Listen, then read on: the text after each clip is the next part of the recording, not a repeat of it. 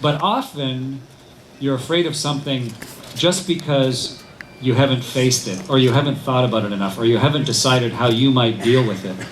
And it's a real constriction on your own life if you're allowing fear of something to dictate what you choose to do with your life. And so what I resolved a long time ago, and something that is trained into us as astronauts, is why is that thing scary to me? It might be getting up in front of a bunch of people and talking with Heather Reisman. It might be a terrifying thing to do, but why is it scary? And what about it is scary? And let's start analyzing it. Pick out in that thing, where is the fear? And what is it about it that I can do to try and minimize that? And even more importantly, how can I prepare myself so that it diminishes the panic that is natural when fear confronts you?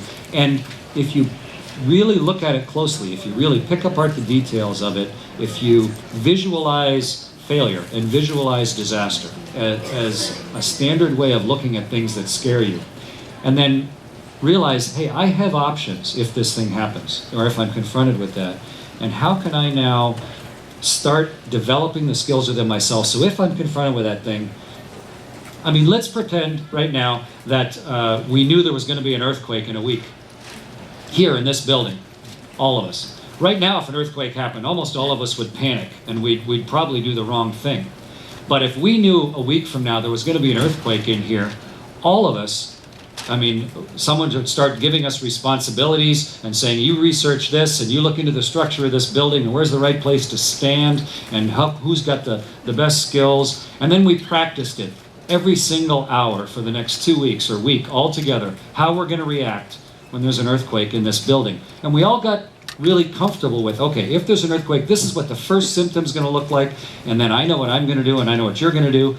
Then, if we were sitting here and having the same conversation, and no earthquake happened, we'd be fine. But if an earthquake did start to happen, our reaction wouldn't be one of raw, blind panic and doing the wrong thing, but everyone would say, oh, it's an earthquake. We know what we're going to do. No big deal. And we practice this all together.